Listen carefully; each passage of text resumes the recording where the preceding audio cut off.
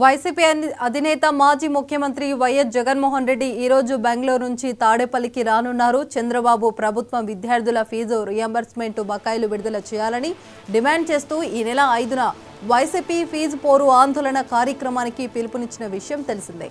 ఈ క్రమంలో ఫీజు పోరుతో పాటు కూటమి ప్రభుత్వం ఎన్నికల హామీల అమలు వైఫల్యాలపైన చేపట్టాల్సిన ఆందోళనల నిర్వహణపై రేపు ముఖ్య నేతలతో జగన్ చర్చించనున్నారని పార్టీ వర్గాలు తెలిపాయి.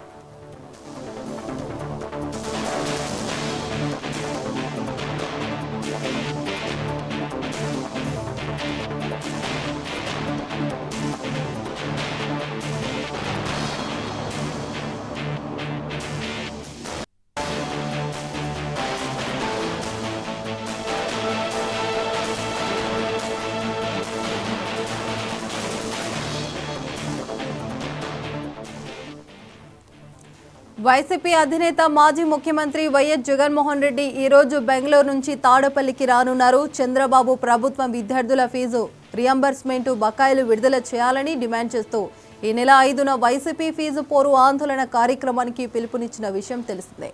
ఈ క్రమంలో ఫీజు పోరుతో పాటు కూటమి ప్రభుత్వం ఎన్నికల హామీల అమలు వైఫల్యాలపైన చేపట్టాల్సిన ఆందోళన నిర్వహణపై రేపు ముఖ్య నేతలతో జగన్ చర్చించనున్నారని పార్టీ వర్గాలు తెలిపాయి.